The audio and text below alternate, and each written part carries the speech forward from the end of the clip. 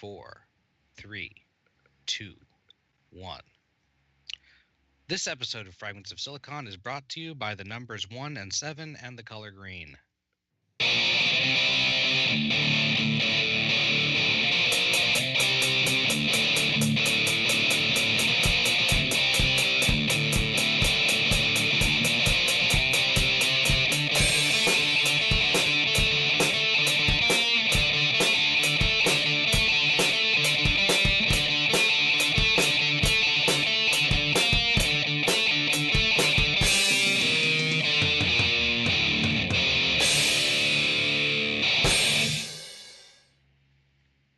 I don't remember picking up Children's Television Workshop as a sponsor, but I made it a color instead of a letter to avoid infringing on copyright. Fair enough. Thank you. So, welcome to another installment of Fragments of Silicon. Joining us, as always, the regular crew, Sans Mac again. This week, he is up to his eyeballs in, his words, taxes and commissions. So, yeah, he's got to file his taxes before tax day, which is Me too, actually. Well, 6 days left, so I know. I'm probably going to do it this Friday. I'm off from work because it's my birthday. Anyway, yeah. So with that in mind, yeah, Golik's here. And, I am. Delayed reaction. Possibly muted Mike. Anyway, Petty Fan. Yo. Twilight. Hey. And Joker. I thought he was going for a St. Patrick's Day thing, and I was just thinking, it's like, that was a month ago. What the hell? Well, let's see. Ogre, why don't you start us off this week? Let's see. Recordings are going fine. Blah, blah, blah. Nothing really fantastic going on there. Just same old, same old. You guys should be nearing the end of Superstar Saga, right? Yeah, we're pretty much at the end there, so gotta work out what we do after that. I think I have a hint or two. You mean Star Allies, right? Yeah, that's what I meant. Superstar Saga is the other one. Everything Kirby blends game. together. It's Kirby. It You kind of should totally do a co-op Let's Play of Mario and Luigi Superstar Saga. Naka can be the A button and you can be the B button. He's been bringing that up before, but Barry is the D-pad. anyway, not much else from me. I got a blood donation tomorrow, but that's about that. Okay. So, yep. Whoever's next. Petty Fan? I've been trying to catch up with stuff in Monster Hunter because there were some events that I missed, and right now is I guess their spring festival thing where all the events are coming back. So that's been fun. Let's see. Other than that, not a whole lot's been going on the past week. Like, it's just kind of been business as usual. Okay. Anything else? Nothing to report. Coming from your camp, that's actually a good thing. Yeah, I guess it's gonna be starting to get warm, so the grass is gonna start to grow, and I'll be debating if I want to set my lawn on fire again. Again? No, having the mental debate, not actually have set my lawn on fire. Yeah, that needed some clarification there. I realized, as I said, wait a minute. They might think I'm an arsonist. Yeah, it's like, wait, what? All right. Anyway, well, Golix, you're next. Over the past week, I've had 2 or 3 of the least pleasant days of my life. A lot of it's around the fact that last Friday I had to get up very early for me to go to a thing for work, which I lost sleep before, and then after that, on Saturday, I had the worst headache I've ever had, or top 2 at least. And it took me a few days to get my head back in shape, and I'm feeling mostly okay now, but that was still really not fun. And I might have had some other minor sick stuff too, because losing sleep weakens my immune system, and I had to hang out with sick people. Boy. Yeah, so but I'm feeling a bit better now, and my birthday is this Friday, so yay, I'm going to be old. Well, older.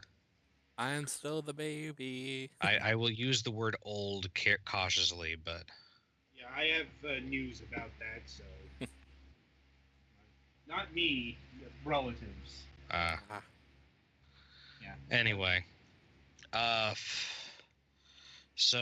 Yeah, unfortunately I didn't get to play Nino Kuni last week because of headache mostly when I was hoping to try it. And yeah, I also lost sleep because one of my computer's fans was malfunctioning and being super loud, but I finally worked up the courage to open it up and take that fan out, and now I'm going to try to get another one. Thankfully there are plenty of fans in there, so it's not at like immediate risk of overheating, but yeah, hell, my dad's computer is missing its exhaust fan. It's still working fine because he has a fairly low power CPU.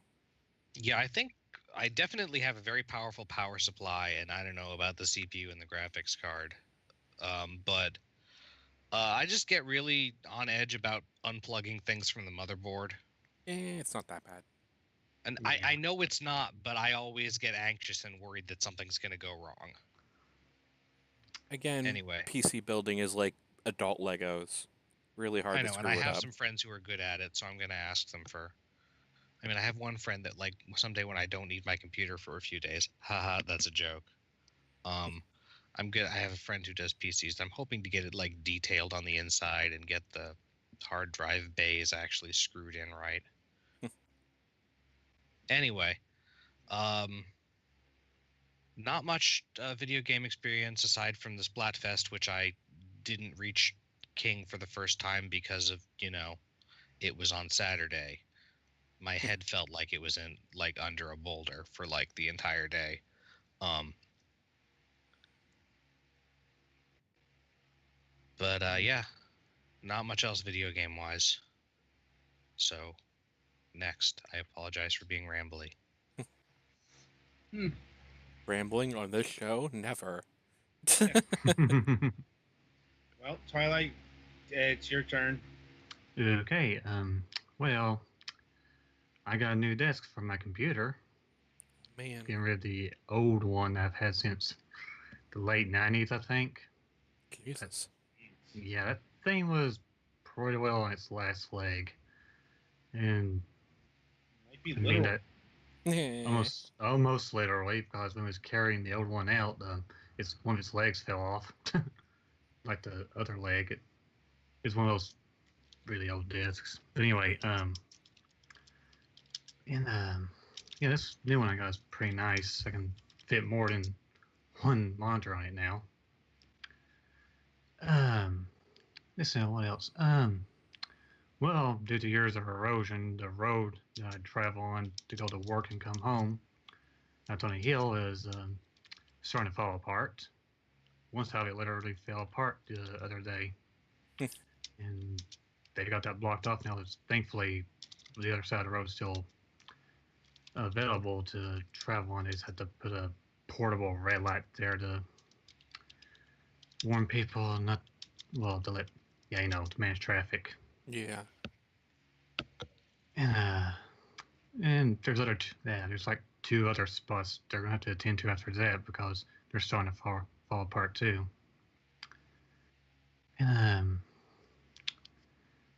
And besides, I've been playing the two games we'll be reviewing this Sunday, and that'll be it. Yay. My go? Seems Right. like it. Right. So my week has been inundated, mainly because, well, as alluded to, like 10 minutes ago, whatever. Yeah, my mother has injured her leg. Mm. It's been a nagging injury for a while now, and that means I've had to help out in certain capacities. Yeah. Like, geez, tomorrow I think I gotta help out with some food. Like, just Hmm. you know, like having to deal with um, helping out, and let's see. Also, my lamp half broke yesterday. I know that sounds odd, but so my bedroom lamp has two light bulbs, and thus had two dangling levers to turn them on, and went to turn one of them off, and the thing broke. So the other light bulb's still working, but it's like, so hence the term half broken. I'm not sure if this thing is fixable because it looks like it just tore right off. Mm-hmm. Jeez. So you'd need to see if you could just replace the whole socket portion thing of it. Something like that. And honestly, I've had the lamp for about 7-8 years. Like it was a birthday gift in I think 2011, and it looks it's very decorative, but it's got this very awkward top part that honestly has been starting to crush the top. Like it's lopsided now because this thing is so unwieldy and heavy. It's one of those things. Yeah. Mm-hmm. So I've already ordered a new lamp. Like I found on Amazon for $10. Like it's a lot more basic, but if I need a lamp in case the other strap breaks or something, I got one, and I'm not going to be in total darkness because my bedroom is one of those where there's no actual light in there. Yeah. Like, let's see. Outside of that, it's been pretty rainy in terms of weather. So that's actually been kind of nice because it being springtime in Florida, it's When the sun comes out, you want to die. not until the afternoon. Fair enough. Like, that's when it started hit. That's when it can get up to like the mid to upper 80s. Mm-hmm. Now it's not too bad right now in April, but give that a couple of months. Indeed. Yeah. And yeah, I think that's all my news for this week. So merrily we shall roll along to the interview portion. And joining us today is Laurent Mercure of Chainsawesome Games. Hey guys, what's up? Bits and bobs. How you doing? Pretty good. Pretty good. All right. Relaxed evening. Well, that's good. Especially since, PAX was recently. But before we get into all that, we like to start things off by asking people how they got into video games in the first place, both as a hobby and as a profession. All right. My story might be different from other people you might have interviewed first on your podcast because I'm not a developer in the sense that I do not make the games. I'm one of these guys that works around the games in terms of marketing, community management, and business development. So I did not study programming or art. I studied communications, but I've always had a passion for games. So I started, it was 6 years ago now. I've worked at a very, very small indie studio in the city of Quebec City, where I still live. That studio was very small, and now rest in peace. It's dead. So you have never heard of it, that's for sure. Then I've worked 1 year there, and then I got to switch to Frema Studio, another I think much bigger studio we have in Quebec City, and I was still a community manager at that moment because Well, let's go back a few years. It was in 2012. So it might sound like very far, but social medias were not as well known. So I had experience with managing forums when I was playing World of Warcraft, and this is the kind of experience that when people are looking to hire their a community manager, they're looking for people who are used to be gamers and used to talk to other gamers, pretty much. So I had good experience in managing Twitter accounts, Facebook pages, making websites. So this is what got me to work at Frema Studio. The studio may mostly works in servicing, so you might have not heard of many games coming out of there.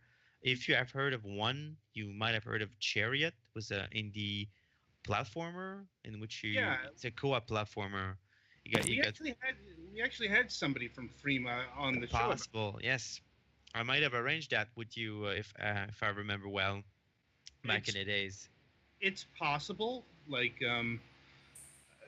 we're going back a few years. Yeah, a couple of years. Uh, I think we released Chariot in 2015, so it's been 3 years. And then after that, I was looking for more of a challenge. Firma Studio might look from the outside like a small structure, a small studio indie, but it's actually a big structure. When I was there, there's 300 people working there, but mostly on servicing, with a lot of higher management and stuff like that. Kind of things that you feel at some point are holding you back. So when I was looking for a new opportunity, I had this. There was this studio in Quebec City as well, called Chainsawesome Games, that recently released Night Squad on Xbox One. It's a top-down, like a Gauntlet meets Bomberman. Very much it's a party game. Mostly, it falls into that category. Well, they released that like a month before I was looking for work, and then it did really really well for them. So there was only a team of 3, and then they were looking for their very first hire, and then lucky me, they were looking for someone to take care of everything that was not making games, because the team, of course, as a studio of 3 people, were made of programmers and artists, so people who actually make the games. So they were looking for someone to, I'd say, take all of that load of work. That's business, marketing, community management. So that it fit really well in my experience. I already done a couple of conventions before at Frema Studio, so it was my pleasure to join a much smaller structure in which you wear a lot of hats. So I joined in, and now I'm not looking back. I've joined it was February 2016. I actually joined on the 29th of that month. So when I joined, they were pretty much slowing down on Night Squad and starting to work on Aftercharge. I think that gets us to here, because then we've been working as a studio on Aftercharge for 2 years and a few months now. So I think it's pretty much it. It gets us to today. Yeah. Like, well, to answer your question, we have had community managers on the program before. In fact, had one just yesterday. Okay, cool. Yes. We get all types. Perfect. That's good, because there are so many different roles working in games. But of course, when you're looking at indie studio, most of the time you get people that are like programmers, but also co-founders, people who are doing and sometimes one-man army. These people are running their own thing, and this is a very impressive achievement. Yes. We've gotten all of those.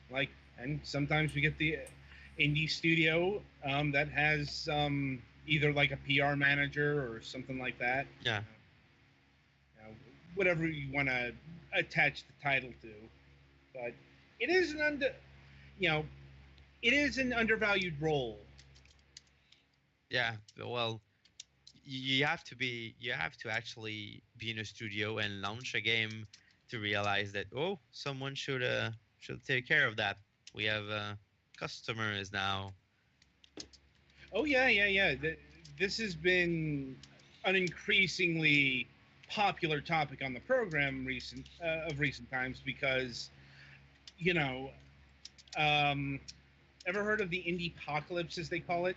Yeah, Yeah, yeah, it, we do. yeah. So yeah, there's a lot of games getting released, on everything really. It's Like very scary. yeah, and yeah, I'm like, we've had people who have made it. We have had people on this show who have not made it, or who have made it and then didn't make it. So it's a rough world out there currently. Definitely. If you go in there without marketing, you're playing a dangerous game of lottery. Yeah, it's like we are long past the days of you can just put your game on Steam and it will sell. Yeah, it's over now.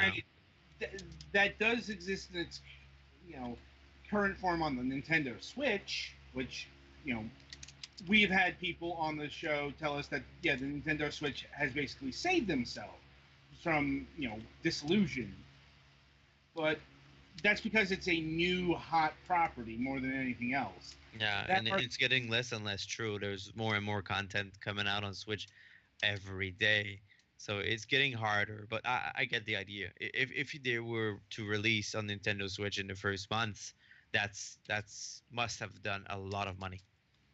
Yeah, it's like it's still holding true right now, but yeah, nobody knows how long the gold rush is going to last.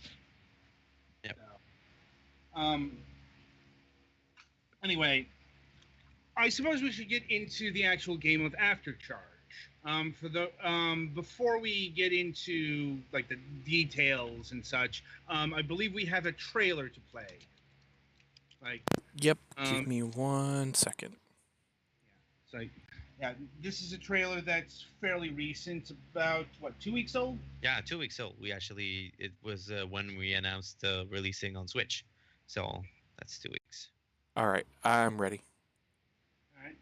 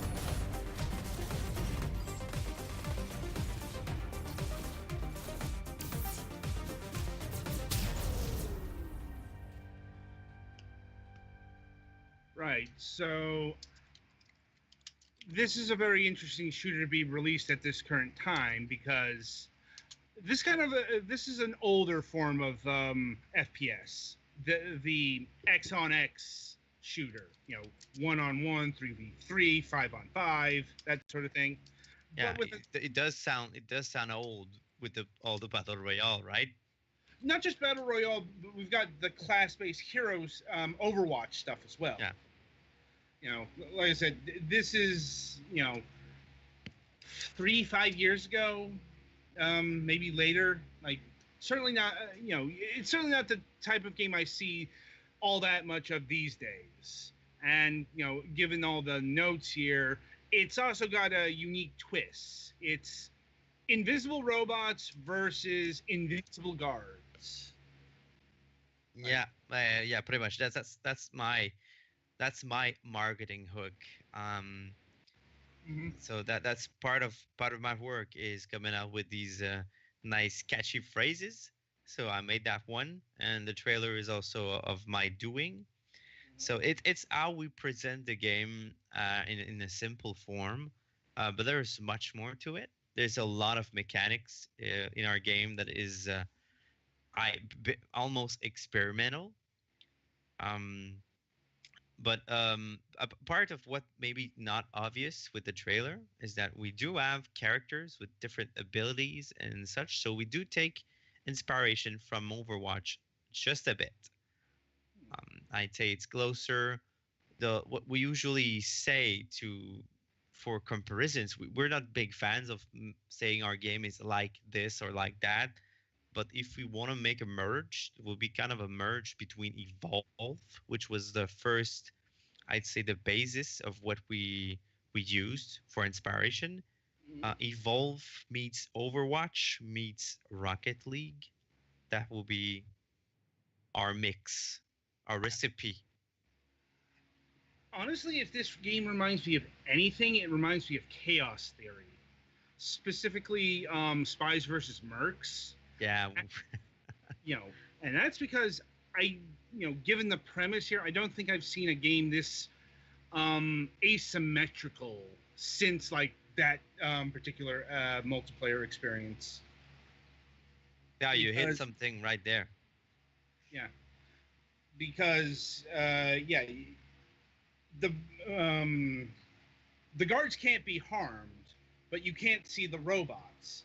And the idea is you have to destroy these things called pylons. Um, and the robots reveal themselves when they attack the pylons. So, yeah, that definitely reminds me of Spies versus Merc. You know, traditional shooting mechanics versus stealth dealy. Yeah. Yeah. Well, a lot of people have been mentioning this game to us, and by a surprise to most people, we Mm-hmm. just have we had never heard of that game, that game mode, going into Aftercharge. It's only after we released the first teaser, I think, that we got a wave of people telling us this is cool. It's like Spies vs. Mercs, the remake in space. Okay, what's Spies vs. Mercs? So we did some research on that game mode after people told us about that. It doesn't surprise me, in like what looks like inspiration can be coincidence. Yeah. So it's like, yeah, not everything is necessarily, yeah, you saw this one thing and it comes from that. So um, anyway, so like, where did you come up with the whole premise of this game? Well, there's I'd say there's a couple of stories behind that, but I think the most interesting one is that the game itself, After Charge, is actually the evolution of a prototype the team made during a game jam. You know, these 48-hour game jam. So just stuck in a room with a lot of other people trying to make a game. So there wasn't much thought put into it, because in a game jam you gotta come up with an idea and come up with it really fast. So the team, actually the game designer, we have one game designer at Chainsawesome Games, is also the gameplay programmer. He makes the fun. Was playing a lot of Evolve and was frustrated with Evolve at that time, because he felt like asymmetrical gameplay is amazing, but Evolve didn't get it right to his liking. So they used that 48-hour game jam to make a prototype of of Aftercharge, but in a very very different state. It was called Electric Panic, and it was top down. It looked like our previous game, Night Squad. So it was top down and 2D. So very far from what we have today. But still, the fun was there. We won some kind of prize. I think it was second prize to that game jam, um, and it stuck with us that this was a good idea that we should explore more. So once Night Squad was released, the next step was, okay, let's try and make something with Electric Panic. Let's try to make a different game, but we decided test out how fun was that asymmetrical thing in a genre that we felt was a little bit more popular, because we do want the studio to strive. So we still have commercial success in our mind. We do want the game to succeed commercially. So we told ourselves it would be easier to succeed with a genre that is so popular like FPS. So we modified that electric panic to aftercharge. So we hired people that we had no 3D artists on board. So we hired 3D artists, and then we wanted a complex dedicated server architecture. So we hired a backend programmer as well. So we built an entirely different team, well, a mostly different team to go with on this much bigger journey that what the studio was used to. That makes sense, considering not 3D FPS, all that stuff is going to call for more resources, more A assets. lot. Yeah, and it's just that the assets take so much longer to make. It's a long process. Other than 2D games, it's the characters are and environments take a few days to make. And how prominent does electricity play in the whole experience outside of like the fuel charges? Well, the energy is really, I'd say, to a certain extent, it's the core of the game. Everything works around this energy. It's the main point of the little backstory we have. It's a planet that's exploited for its energy. So everything is around this energy. This company called Aftercharge Corporation built those energy extractors, and the robots, to make it short, the robots want to destroy them to act revenge. So the robots are powered by this energy that we call quanta, and but it's also what's powering the weapons of the enforcers, the defender team. So the two are kind of fighting over that energy. The robots want to destroy it, and the enforcer need to protect it. So everything on the two sides work with energy. For example, when you're playing an enforcers compared to other FPS, when you do want to reload your weapon, you need to be standing close to an extractor. It's what recharges your weapon. So everything works around this energy. We don't want to call it electricity. It doesn't m- do a good job to be sci-fi enough. So we need to be sci-fi. So it's quanta energy. Got it. All right. And so you've mentioned a bit about the enforcers. What are the other classes in the game?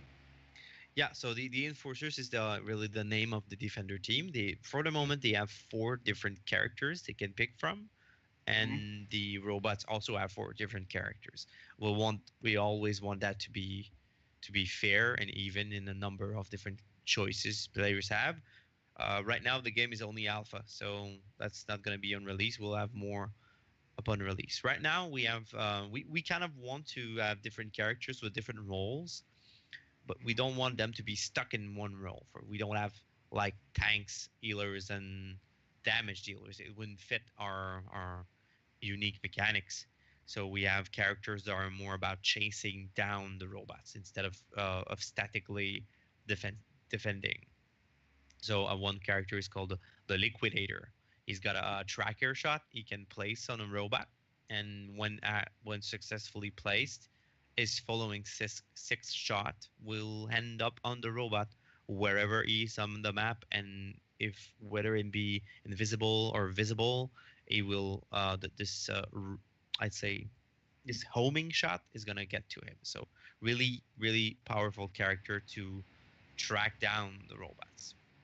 And we got a character that's more of a support character. The most supporty characters we could make was called a builder. He can place walls and kind of create a defense perimeter, and you can also uh, place a recharge station, which is extremely important. Like I said before, all The enforcers cannot die, but they can run out of energy, which makes them really useless. They need to go and recharge. So builder can place this little extra recharge station anywhere on the map. So if they feel they want to protect one extractor better, they can place the recharge station close to it, and it's gonna make sure all the enforcers are full of energy. And then there are other characters. I say classic, like grenade and calling down airstrike, Hmm. always called striker. And the last one is huntress. She plays down traps, and she's got a very long range, very powerful gun. And like, how many characters are you like aiming to have by like content completion? Well, for launch, we'll I'm gonna go very conservative on there. I think we'll be good with 5 on each side, so one more. We're aiming to release it this summer, so we have a couple of other features and content we want to push. So I think one more character on the each of the sides is reasonable. We already have ideas for like 3 or 4 different characters on each side, but we know which one will be next. So we're already starting to work on it, and we'll be able to push it probably for our next alpha playtests. So yeah, probably 5 on each side. What we need to work on as a studio right now is on the maps. We've been running for an entire year showing Aftercharge with only one map. We've just had it the second. Mhm. So and we are aiming for launch for 4 maps. So we need to build some maps now. And well, what are the locations that are already built, and what are you planning on building in terms of maps? Well, we do have some kind of restrictions in terms of map. Well, in some cases, it's not a big deal because restriction makes for more creativity sometimes. So the idea is that the maps need to be outside for it to work because, again, in our little backstory, these extractors, these the the machines that the robots need to destroy, their purpose is to take the energy from the planet and beam it in the sky. So there needs to be no roof. So and then the location needs to be outside all the time, and also the extractor must be placed on the ground, touching directly the ground of the planet. So right now, what we have in maps, we have a quarry. So where the Aftercharge Corporation dug to found uh, the most potent sources of quanta, and we have a refinery where the energy was taken to be transformed.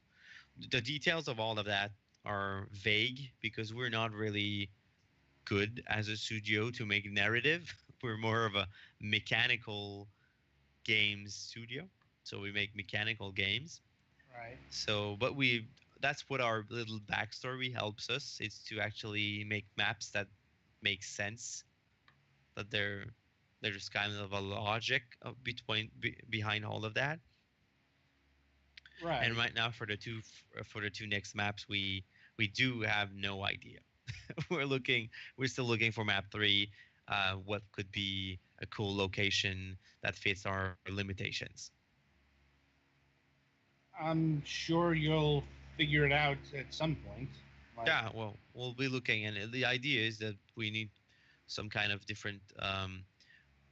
It's 2 things. It's not only art; it's also gameplay. We want a map with a different, something different to explore in terms of mechanic.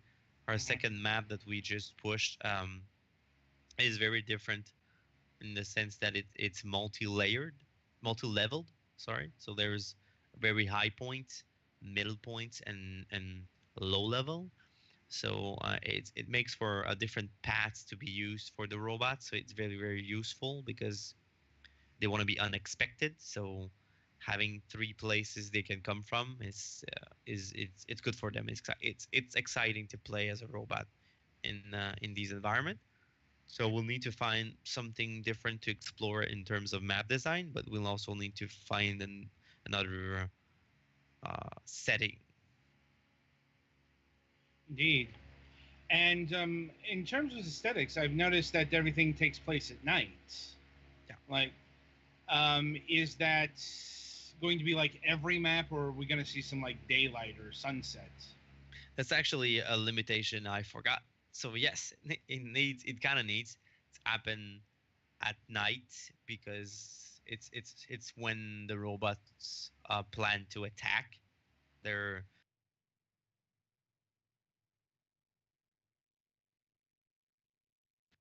because I do not hear anything. All right. Oh, yeah, you cut out Are there you back? Yeah, hi. Yeah. You cut out cut for a a bit. second there. Okay, Mhm. I'm I back. thought that was me for a second. I Yes. was like, shit. Yeah, I was concerned. All right. So what was I talking about? You were talking about how night was a additional restriction Yeah, that you were yeah. getting. It needs to be. It fits the the entire idea of our color palette, which is always dark versus neon. Our second map moves a little bit away from that, but we want to bring that back. It's part of the aesthetic of the game. I think it wouldn't fit to have a bright daylight for such a fight, but we're exploring sunset or dawn. I don't know. Map 2, what it is supposed to be. I think it's sunset. So it's darkish, but it's not middle of the night like our first map. Hmm. Makes sense, like given everything. And how long or how did you arrive at 3v3 for your verses? Was that in the prototype, or is that something that came after the level up, so to speak?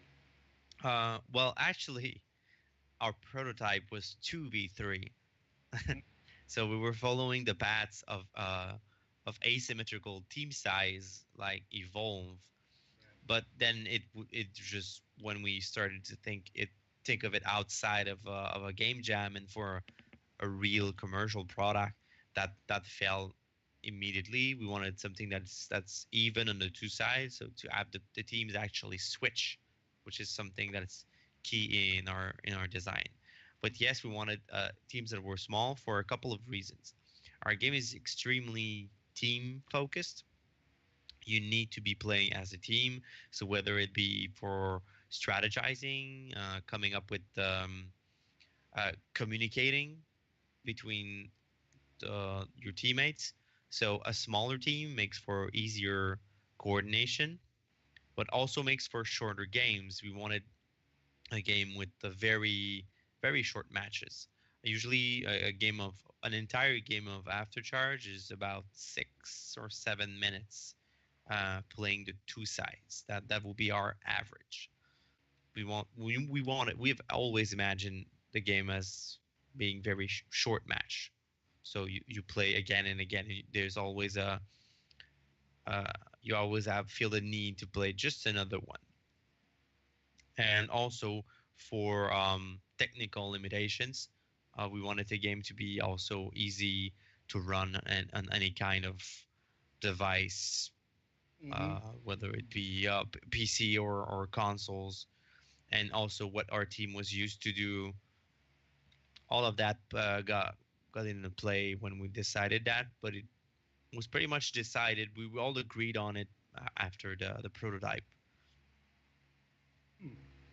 And I suppose mentioning that brings us to like the Nintendo Switch and indeed Xbox One.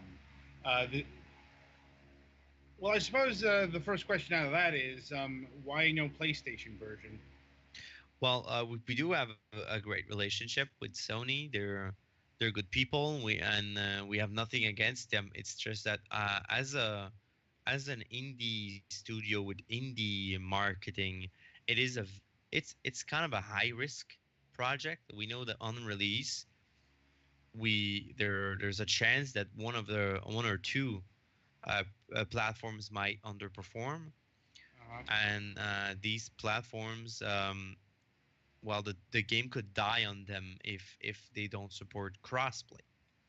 So the idea has always been from the start to release on PC and one console.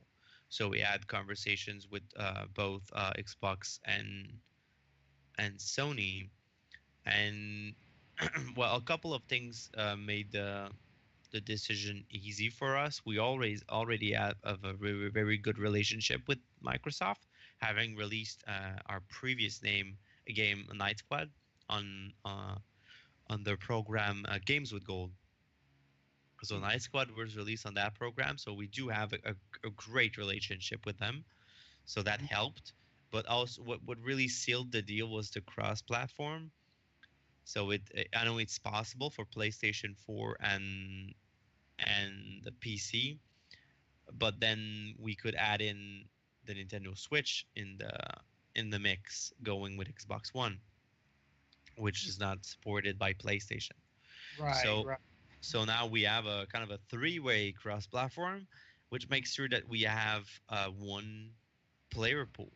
So if one platform underperforms, well, they'll still find players and they'll be able to play, so they won't declare the game dead.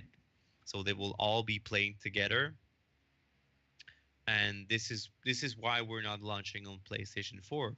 But that being said, that's why we're not launching on PlayStation 4. A PlayStation 4 version of Aftercharge is really possible. It's just that it's not going to be on launch.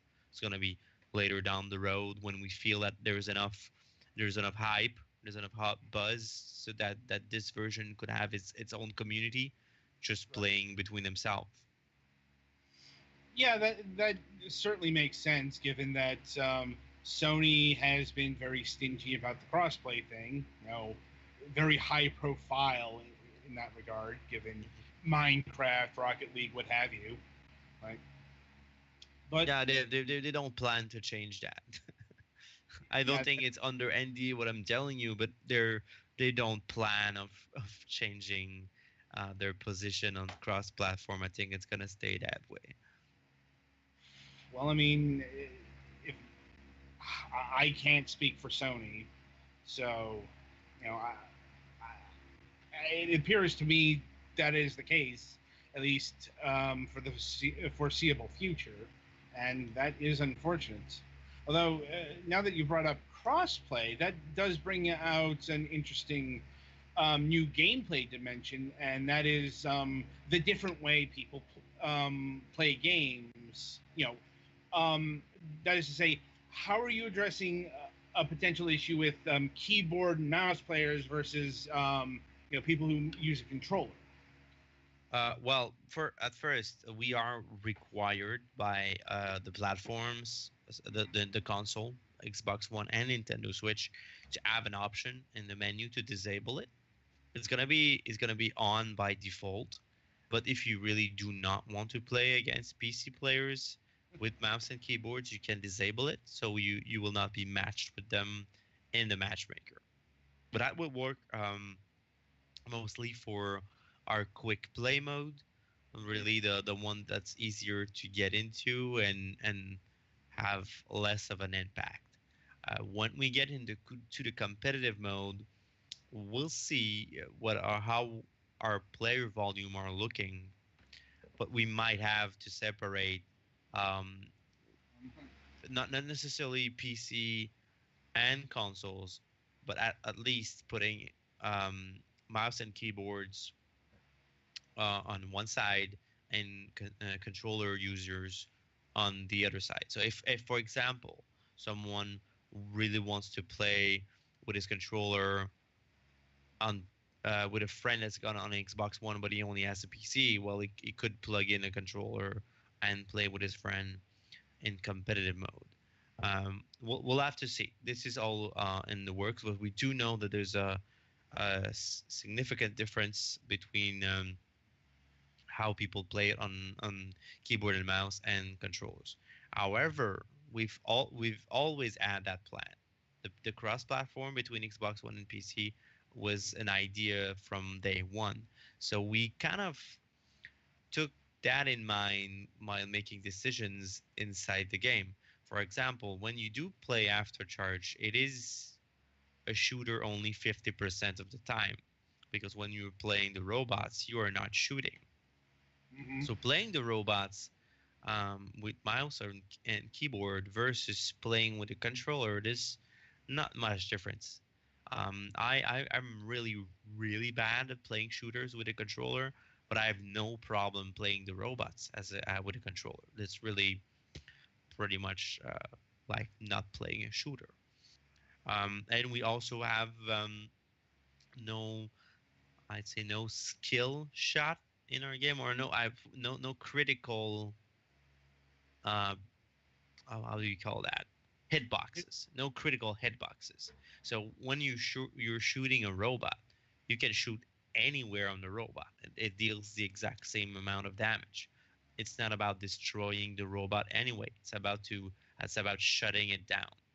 So you can shoot in the foot or in the head. It's gonna deal the same amount of damage. So that requires a little bit less skill. So the balance is gonna be it's gonna make less of a difference. Hmm.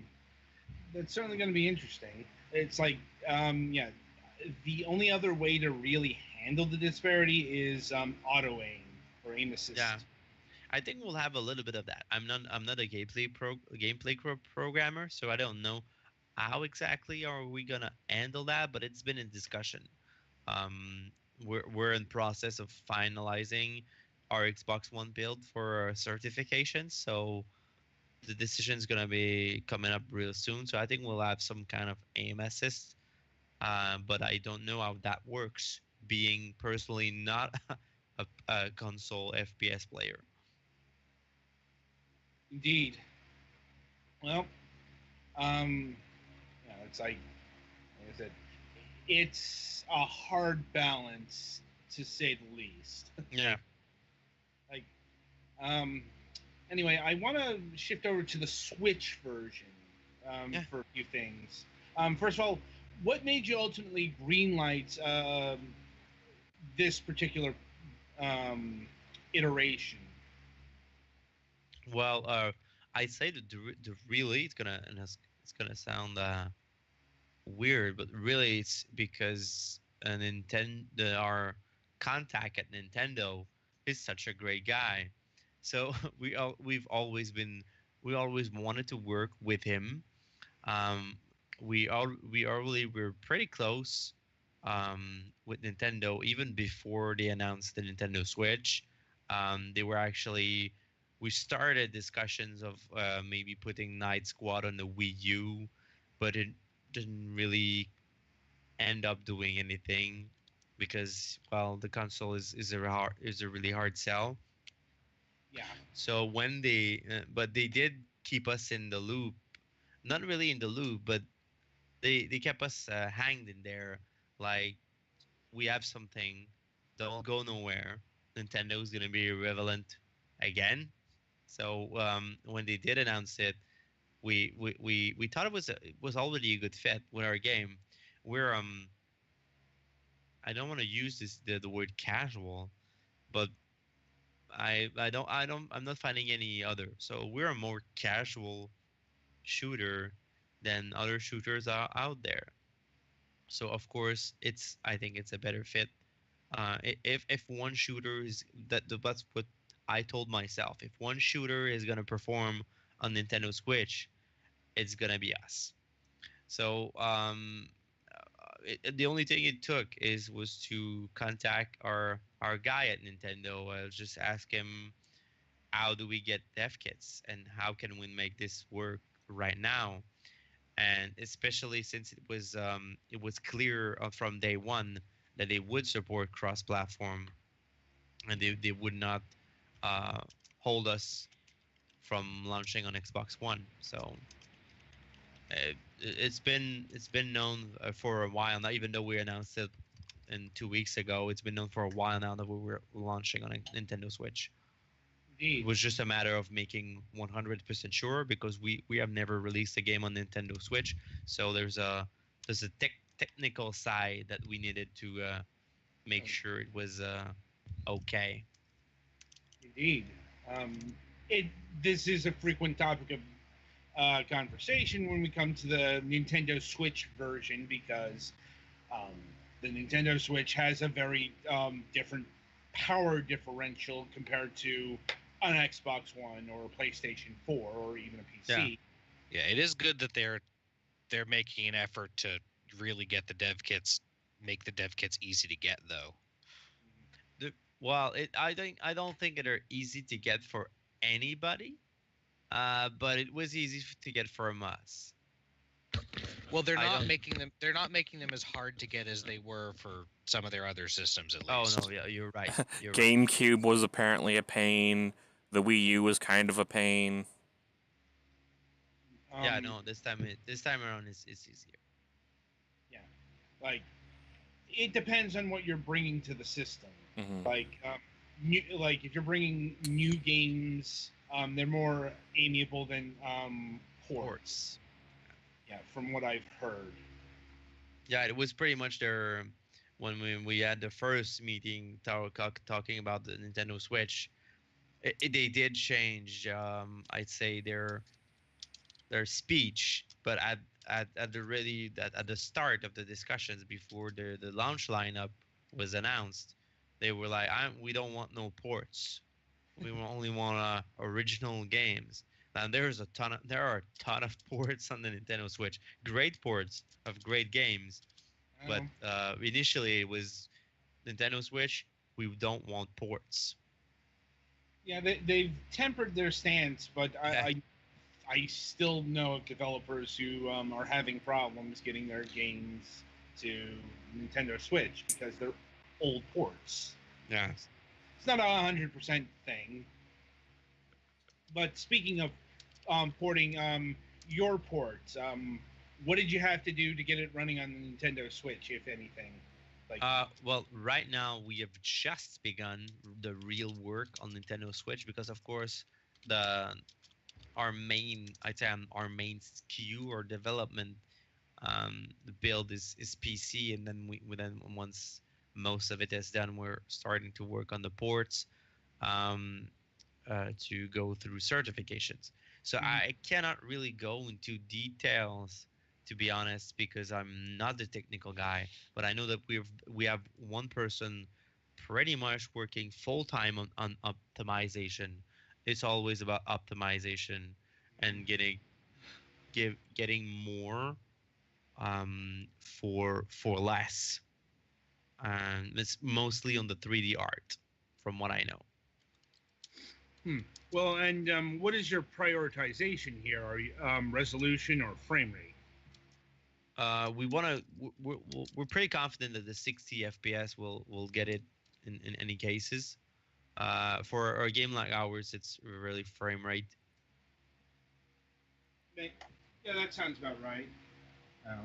It's like, and hopefully you're using high dynamic range.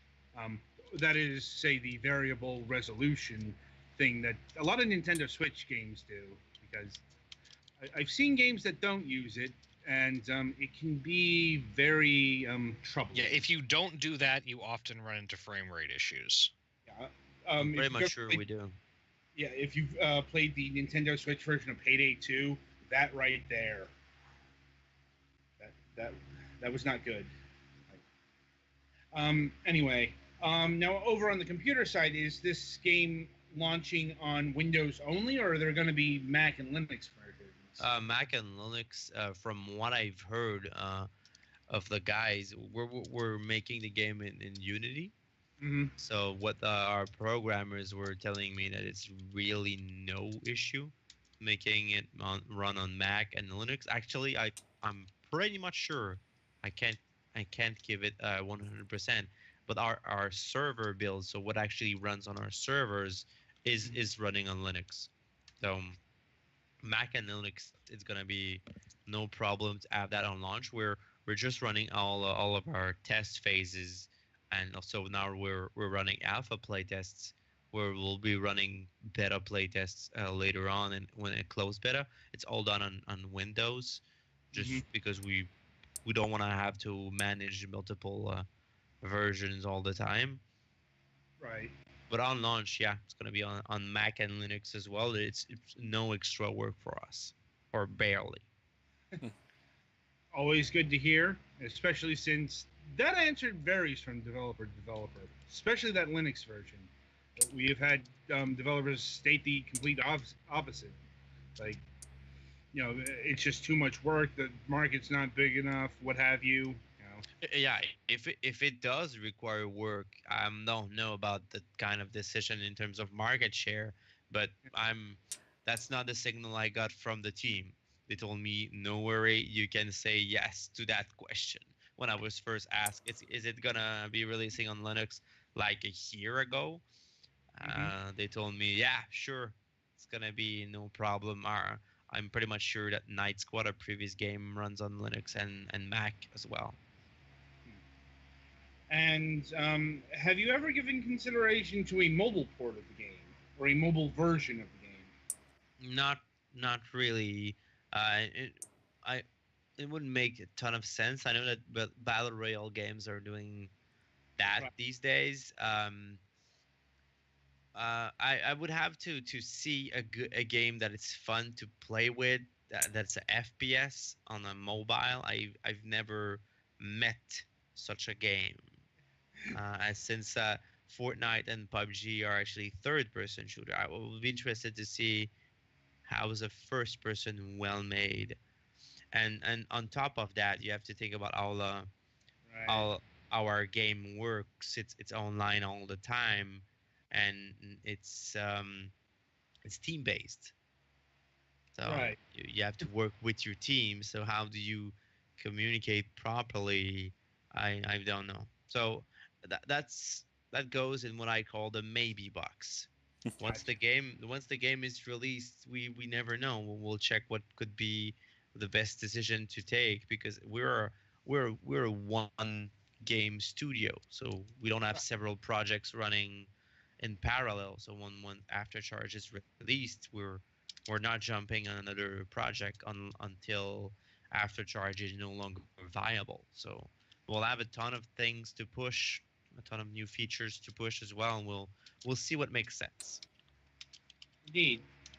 And now we come to pricing, which is, are you going for a premium pricing or is this going to be free to play? It's gonna be premium, free to play. I've dabbled in free to play in my previous jobs. It Running a free to play successfully requires a ton of expertise. It requires an entire dedicated team to actually make it work, because you can just run into a burning house if you're running a free to play with no good knowledge of how to make monetization smart. So we're running premium because that's what we know. We've released game that are premium before, so it's more comfortable. So but it's reasonable. We should be going for a $20 or $15 price point, and of course we want to treat the game as a game of it as a service kind of game. So we will be releasing free updates with free content as often as we can. So more characters, more maps, maybe different game modes, stuff like that. After that, and all of that will be free. We will have microtransactions in the game that will be cosmetic because we have servers to pay for. So if you do want to have a badass character, you can purchase it. But if you don't, no elements of gameplay will be behind a paywall. So, like, no, like more powerful weapons or No, experiments no, no. like that. Just No, um, we do play games ourselves, so we know what's frustrating for players. that is good to hear. Always good to hear when fee to pay shit isn't there. Yeah. Like, oh, let's see. I think that does it for my line of questioning. Anything else from you from the crew here? I think everything I was going to ask was covered. I'm good. Yeah, it looks interesting. Right. So we'll conclude this interview by mentioning the upcoming closed alpha session, which is happening in a couple of days here. Yeah, it's actually this Saturday. So if any, I'm pretty much sure we still have some keys in there. Um, I'll get you the link. If anyone listening is interested to participate this Saturday, from noon to midnight EDT, we'll have so it's only a 12-hour window. We'll have our fifth alpha playtest, and it's the thing we're testing the most this time is volume. So we'll have a ton of players. I've been working my butt off in the last 2 months almost to get more people in our Discord to no, well, after chargekeys.com is empty now. We have no more keys, but I will give you a couple of keys you could give in giveaway or something. Yeah, we But could do that on Friday. 'Cause yeah, we got a multiplayer session, different game, but we have one of those, and we can give keys away there. yeah, it could be a good idea. Good If thing people I are have available. the bot in our Discord channel. Nice. So yeah, well, we'll have an alpha playtest. We'll be testing a couple of new features, but mostly we'll be testing our servers to see if everything holds up. And if you want to join, we'll be happy to have you. Okay. All right. Yeah, I think that'll about do it. All right. Once again, Laurent, I want to thank you for taking time out of your schedule to be No here. problem. Looking forward to seeing the full release product, however long that may take. I mean, do you have any idea how much more development time Aftercharge is going to have? Yeah, we're aiming for a release this summer, probably end of summer. We should hit beta around July, early July. So a launch should follow that as shortly as possible. All right. So yeah, the game is Aftercharge. Be sure to join us on Friday for a giveaway of some alpha keys, and look for it in July. Petty Fan, play us to the next segment. All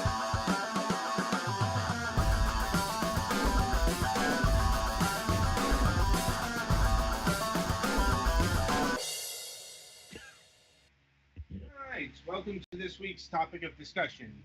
So, we haven't talked about a system in a while, though that's mainly because we've talked about a lot of systems over the years, and re-talked about them in some cases, given their viability or non-viability. And this week we're talking about one of the most non-viable systems to ever have existed, the Philips CDI. I was debating making a joke about how we still weren't talking about a system. I'm like, yeah, I suppose that's the first thing we should get into here. The Philips CDI wasn't initially marketed as a video game system. Yeah, it's an all-in-one multimedia display and whatever unit that can also play games. Yeah. Come with us to a journey back to the early 90s,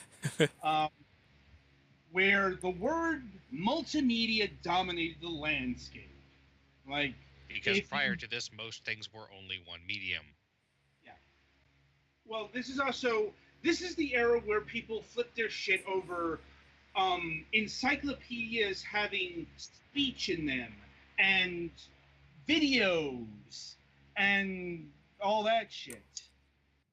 I'm like, trust me, this made people really excited. It's the only way I can explain why so many damn encyclopedias existed on CD then.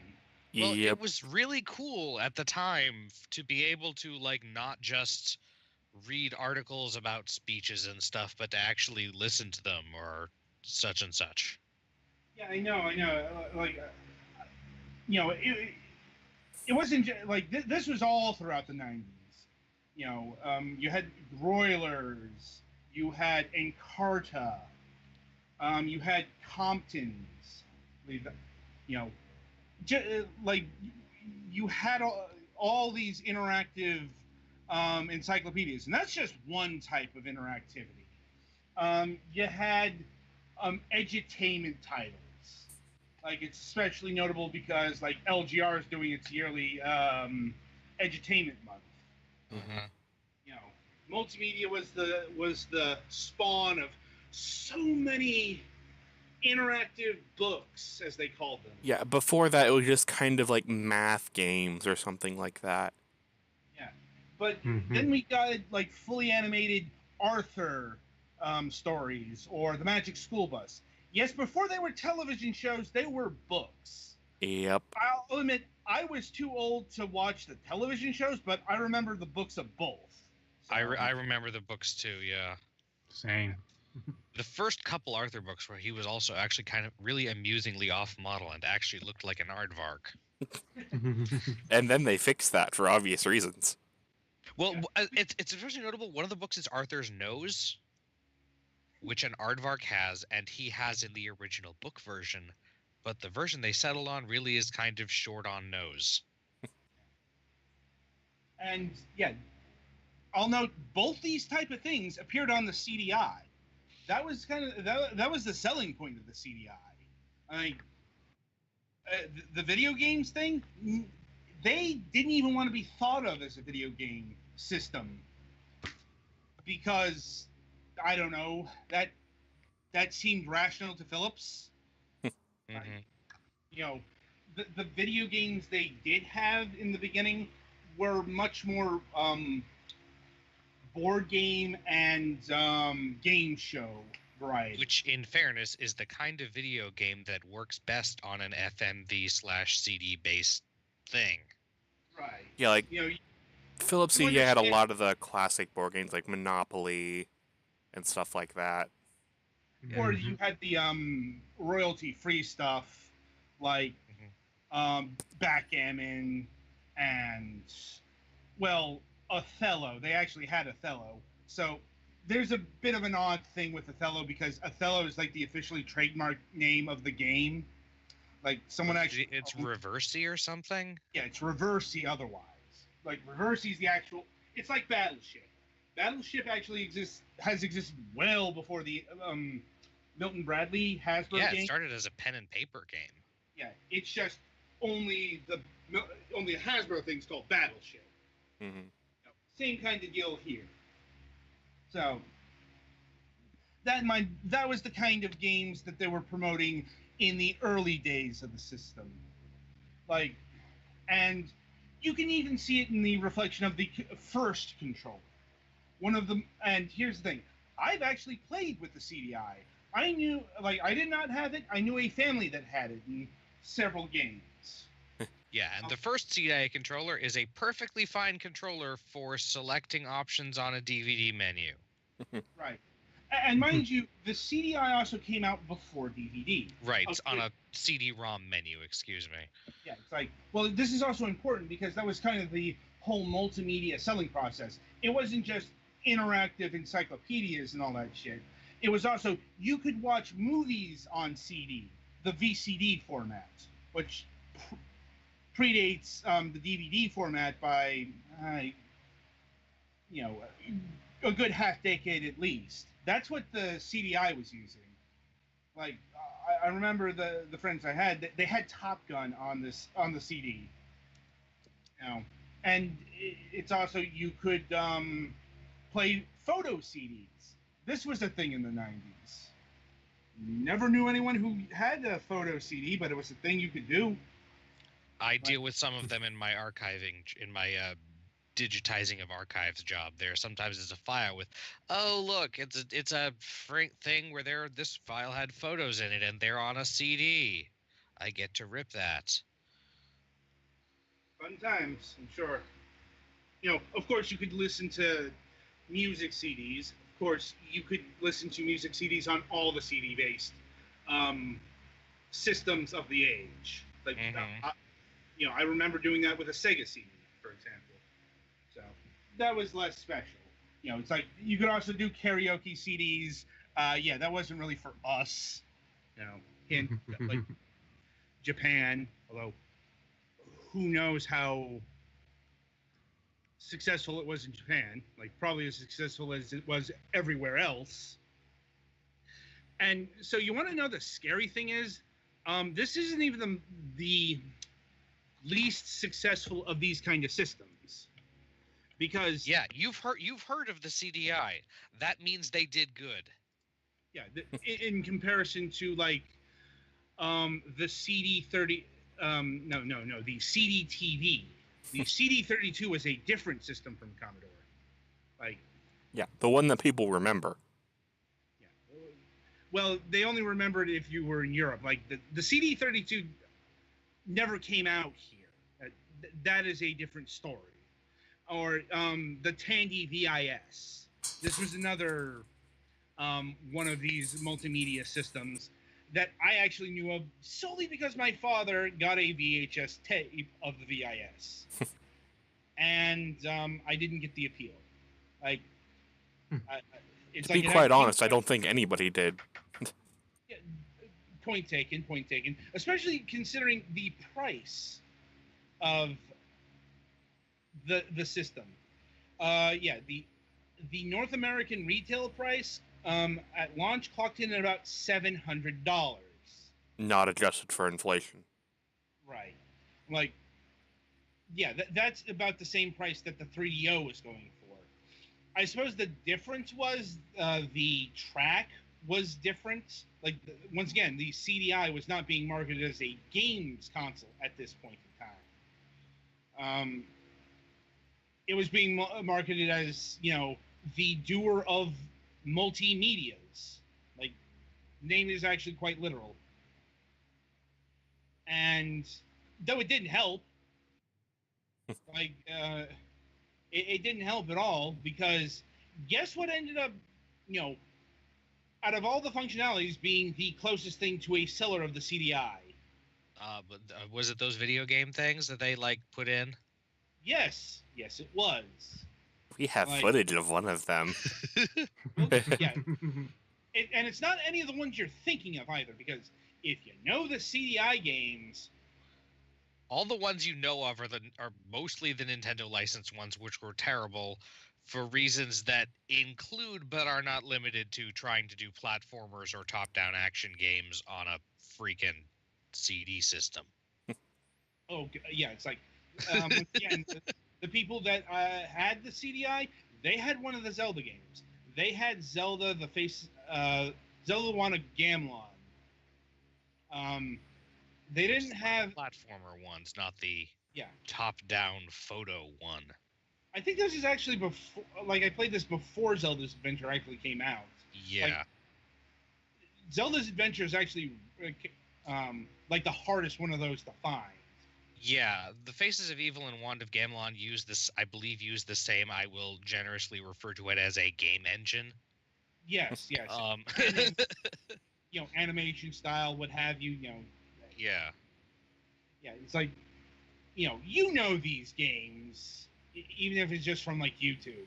But having played one of these games, I can vouch for the authenticity of the awfulness. And I was a huge fan of Zelda back then, as I am now, and I had Link to the Past. I brought over my Super NES to show them what a real Zelda title looked like. They gawked at it. They're like, "Why is it top down?" Well, even compare it to Zelda 2, which is the one that it kind of plays the most like. Yeah, I didn't have an NES at that point. Right. It's and like, ironically, Zelda's Adventure plays more or less like a top-down Zelda, just, terrible. Right. Yeah. Like, anyway, so yeah, the game we're showing off here is CDI Tetris. I'm like, I have it muted for obvious reasons, but the music is something to behold. Yeah. It's like, we're not sure if it's royalty free or not. We're not taking chances. Yeah. But, yeah. Definitely not Orobeniki is the important thing. Yeah. I brought this up because, yeah, Tetris appeared on a lot of platforms, but this one was special because, hey, do you want poorly animated GIFs with your Tetris? I'm trying to make this a little bit bigger so you can actually see it, but oh my god, this GIF job. It's like a 5 or 6 frame GIF. I think the longest one was the like 4th level, and I think I counted about 9 frames. Yeah, it looks When your terrible. gifts are so terrible you can count the frames, you fucked up. Mm-hmm. I mean, keep in mind, yeah, this game was released in 1992, and if you know, just looking at it, you can tell this was from the fucking 90s. Like, Yep. Oh no, extremely. like clearly they were going after the pure moods market. Something Mhm. like that, because Yeah, I mean, Seeing the- how it the sounds thing like is trying to- elevator music that goes along with this, yeah. Very peaceful. right, and trying to put a fancy animated background on Tetris is trying to fix something that is manifestly not broken with Tetris. Well, and it's like it's only that like little point that's animated. Like in the first level, it's just a little stream area. Everything else is static. Mhm. Yep. yeah, and it goes on for like 3 seconds, Hmm. and it takes up most of the real estate here.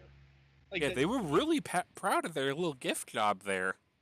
yeah, it's like Which- never mind that game of Tetris that's being played on the fucking 2001 monolith apparently. Like, That's the part of the movie they cut out. yeah, it looks like it was cut out and just put there. It just looks fucking terrible. Hmm. I'm like, and Oh, it seems Twilight saw the level transition.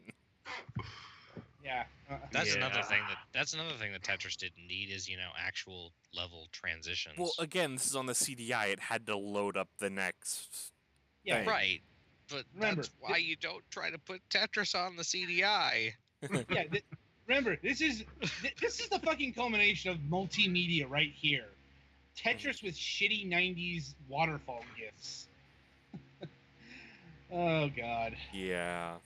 I'm Like, like, admittedly, in '92, this probably wouldn't have been, this probably would have been interesting, like, on a technical level, but it's Mhm. laughably bad now. Yeah. yeah. I'm like, and the CDI actually has quite the library. Yeah, I It was kind of surprised when you showed us that article on Wiki with the list of games. Yeah. And admittedly, not all of those were actually released in the US, but enough of them were that it's like, well, that's more games than I thought they would have made for this. Mm-hmm. Mm-hmm. A lot of once again, a lot of them were taken up by edutainment titles, encyclopedia titles. The Joy of Sex, for some reason, I'm dead. I mean, serious. that's a reference book. Yeah, it's like I'm kind of interested to see how that panned out. Mhm. Kind of scared too, given the the jankiness of the Tetris thing here. No. The curiosity is there, but also this fear that's coming from the screen. Yeah, basically. And of course they had a lot of ports of games that saw all of the ports, like Dragon's Lair 2. And, I'm pretty sure in the late '80s, early '90s, you were legally required to have a port of Dragon's Lair. Yeah, everything that was Yeah. everything that did FMV games did some of the better FMV games. yeah, it's like Better with a caveat of yeah, Massive qualifiers about Nice- the size nice of art. Texas. yeah, it's like it's got the Mad Dog and Cree games, which were another mainstay. Like, and have Seventh guest. yeah, it's like there's an interesting story about that one because there's another Nintendo connection there. It's not widely known, but Nintendo actually bought the CD-ROM rights of the Seventh Guest, just to keep it out of Sega's hands. They had no real intention because they really didn't have an intention of releasing a CD-based system at this point. They just and this has been corroborated by the developers too. Like, they paid $1 million for this thing too. That's how big the Seventh Guest was in 1993.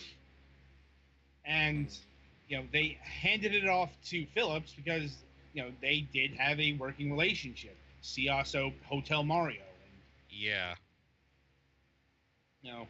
and And I mean, you're not going to put the seventh guest on the SNES. yeah. I was wrong. They did not get the 11th hour. That was a little outside of the time range of the CDI. Ah. But yeah, it's a whole bunch of ports here. The Inca games, which were Sierra titles. Never played that, but I do remember them. Some oddities, like for some reason there was a Thunder in Paradise game. Okay.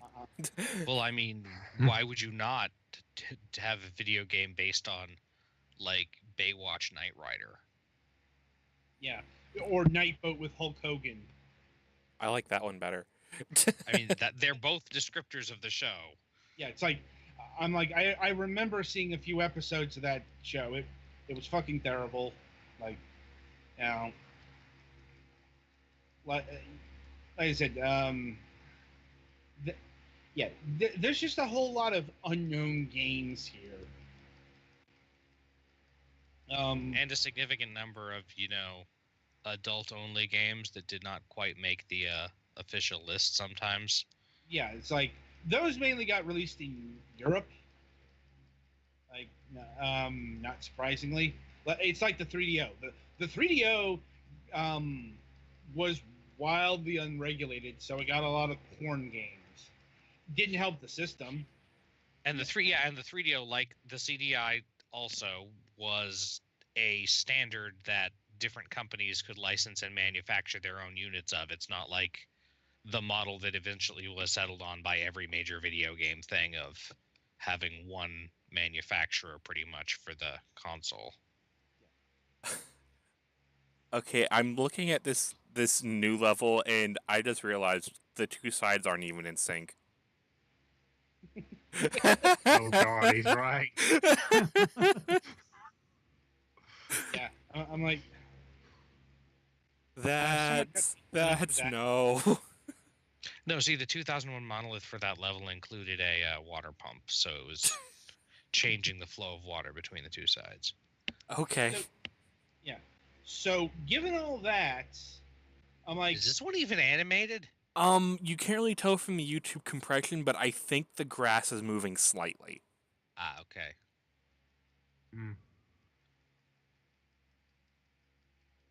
But I mean, it's real slight. Yeah. Anyway, getting back to what I was saying. So, given all this, all the games we've mentioned, none of these were the actual centerpiece of the CDI. That is to say, the game that eventually came packaged with CDI sold. That would say 1994. And that's Burn Cycle. Now, it's especially notable because Burn Cycle actually had like television ads. I never saw an ad for Hotel Mario, let's say, but I definitely saw Burn Cycle advertised. No. And keep in mind, how much was the CDI at launch? Yeah, I think it was cheaper by this point and much more console-y. Yeah. But by this point, they released more traditional controllers. Maybe even had that stupid screw-on joystick thing. And if you try to play the Zelda games or something with the actual controller-shaped controller, it is significantly less terrible, although still a non-zero amount of terrible. Yeah. And what Burn Cycle is an FMV graphical adventure game, an original one, overseen by Philips themselves. Now, I'll be honest, they had the game, but this was an M-rated title, so not old enough to actually play it. These were fairly religious people, so yeah, they actually paid attention to ratings. Like, unlike my parents, where I got to play Mortal Kombat, and Wolfenstein 3D. They didn't know They didn't, yeah, they didn't have problems with that. Same. So, like I said, you know, I know that seems rather fitting that they would be the ones to own a CDI. Hmm. Like, but yeah, it's a cyberpunk adventure where it's kind of like Johnny Mnemonic.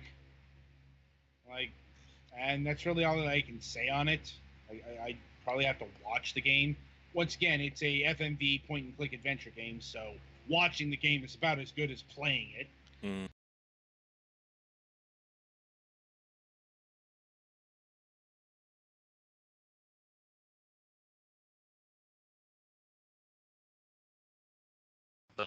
I remember were infomercials. Like, yeah, they used to advertise consoles late at night, like, or early in the morning.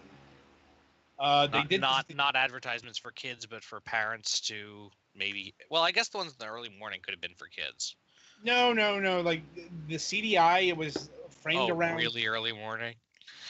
No, this is framed around a CDI repairman, and like how much better, like the CDI was better than say a VCR, and it should replace your VCR as your multimedia center. Yeah. Thing. I would play those, but I'm pretty sure those get flagged real fast.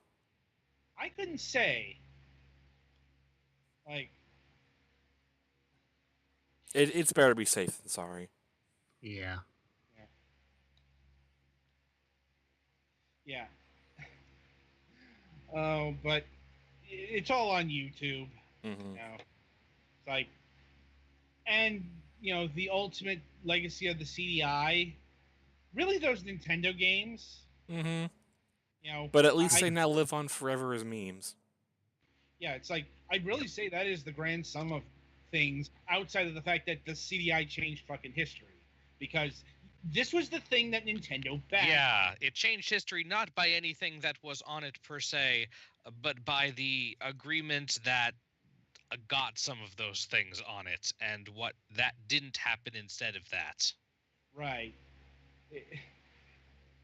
It was the thing that Nintendo, in this case, indirectly backed, because Philips was supposed to develop a Super CD that I don't know what happened to that. Everyone talks about what happened with the PlayStation, but nobody ever talks about why the Philips Super CD thing never materialized. Yeah, like it's one of those we don't even know if any prototypes exist of it. Right. So, it just kind of existed on paper. Look, maybe one of these devices will be found, or a Nintendo Philips CDI, or even just documents on it. Yeah.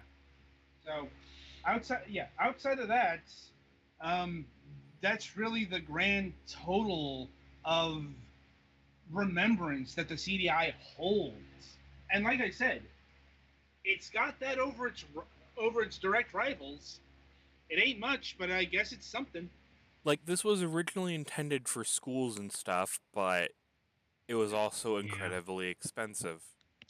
Yeah, it's like, and guess what? What really killed these multimedia devices? The PC could do all this shit already. Pretty much, yeah.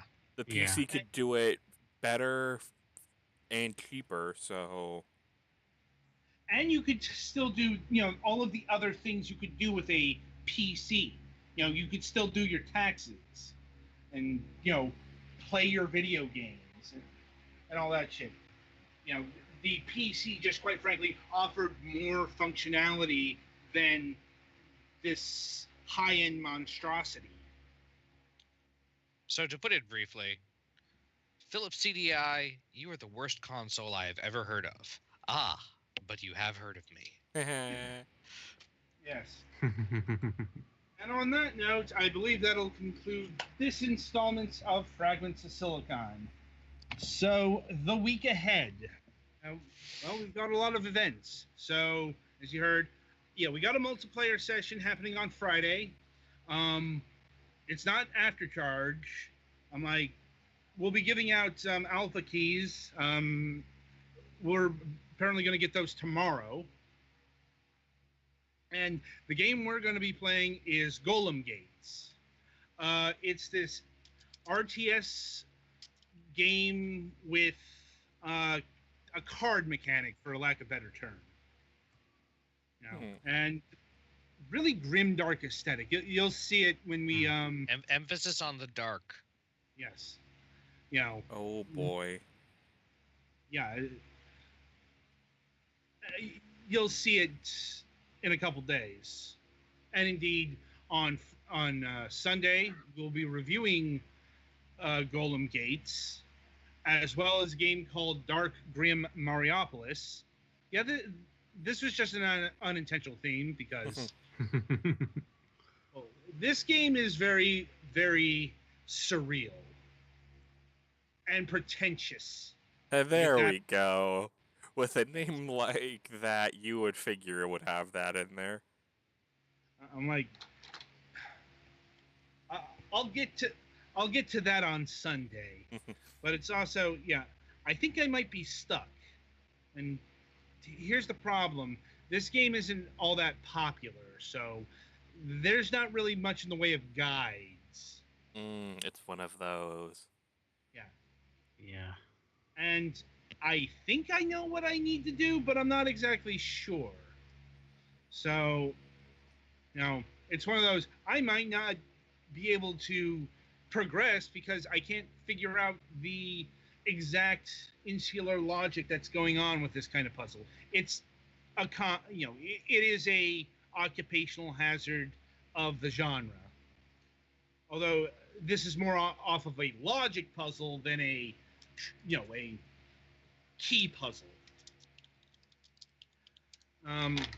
And coming next week, so we do have a Tuesday show slated, as we'll be having Christian Molman of Ninja Dodo Games.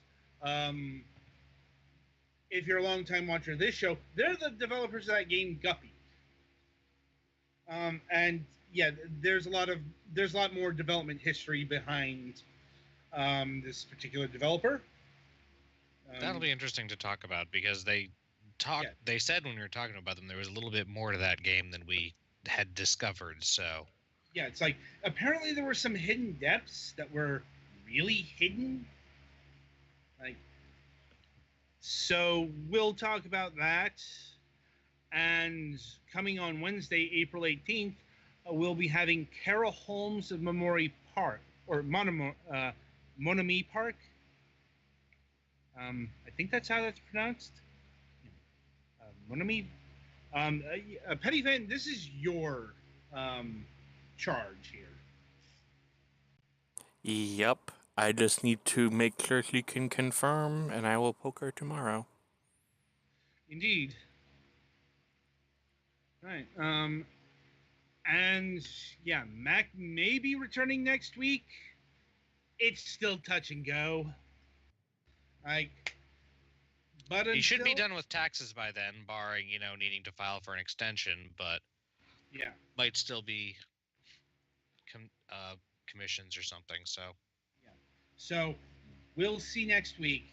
And until Friday, I wish you good gaming.